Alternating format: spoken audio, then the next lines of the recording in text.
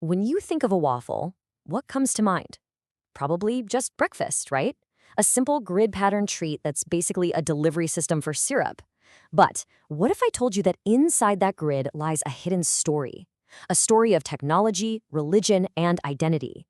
Well, today, we're going to peel back the layers of this familiar food and reveal a complex cultural code that's been baked right into it. Okay, so let's dive right in. To really get the waffle, we first have to understand what it isn't. And that means we have to talk about its simpler, free-form cousin, the pancake. You'll see, this one comparison kind of sets up our entire story. And this is where it all clicks. A pancake is, well, it's primal. You could make one on a hot rock over a fire, seriously. It's universal. But a waffle? No way. A waffle needs a specific piece of technology, the waffle iron. It's that structure, that total dependence on a tool that allows it to get packed with all this cultural meaning. That's exactly why we're calling it a cultural matrix. Think about it.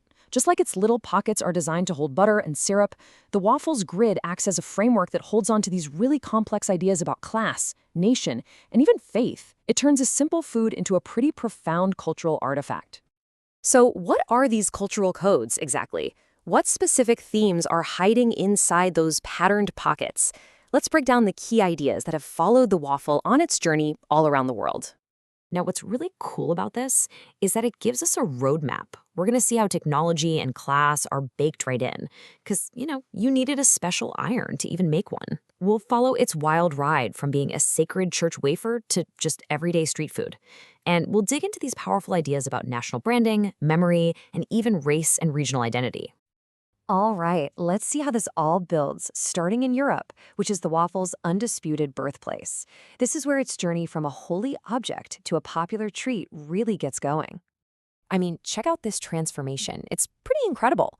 It all starts way back in the Middle Ages, where the Catholic Church was making these waffle-like wafers stamped with religious symbols, sort of an edible blessing. Then, centuries later, you've got Thomas Jefferson helping to make them popular in America. And then, boom, 1964, the Belgian waffle becomes this global sensation at the New York World's Fair. What a journey, right? It's a path that really mirrors a bigger shift in society, away from religious authority and toward global popular culture. And speaking of Belgium, the waffle there is a massive symbol of national pride.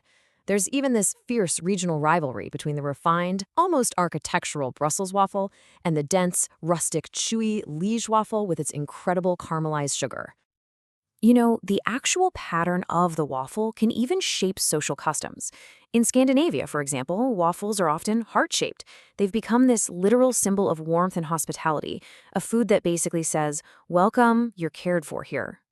Okay, so now let's see what happened when the waffle took on entirely new, really complex meanings as it crossed the Atlantic and then the Pacific. It became deeply woven into the identities of people in America and Asia. Right. In the American South, Waffle House is so much more than a restaurant. It's a 24/7 cultural icon.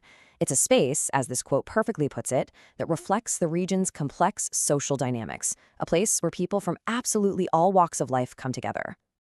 And then, of course, there's chicken and waffles. This dish is a true cornerstone of African-American soul food. It was popularized back in Harlem during the Renaissance, in jazz clubs where musicians needed a meal that was a little bit dinner and a little bit breakfast. It's just a beautiful symbol of Black culinary creativity and community. And the journey continues. Across the Pacific, the waffle adapted again. The Hong Kong egg waffle, with its unique bubble pattern, became this beloved street food and a powerful symbol of nostalgia for the city's past. For the Hong Kong diaspora around the world, it's a literal taste of home. And right here, you see the waffle's amazing capacity for reinvention. The classic street snack gets transformed into a global dessert craze. It's rolled into a cone and filled with ice cream. It's an incredible evolution, from a post-war snack of necessity all the way to an international phenomenon. So, what's the crucial point here? What should we really take away from this whole journey? What does this simple, patterned food ultimately teach us about ourselves and our world? The waffle story really proves that its form is its destiny. It's a food that's defined by technology. We watched it travel from being a sacred object to a secular pleasure, and it acts as this powerful symbol of identity everywhere it goes. It is, quite literally, a food that carries history in its pockets. And that leaves us with one final thought. The next time you see a simple, everyday object, I don't care if it's on your breakfast plate or on your desk, just ask yourself, what complex stories might it be telling? What hidden cultural codes does it hold?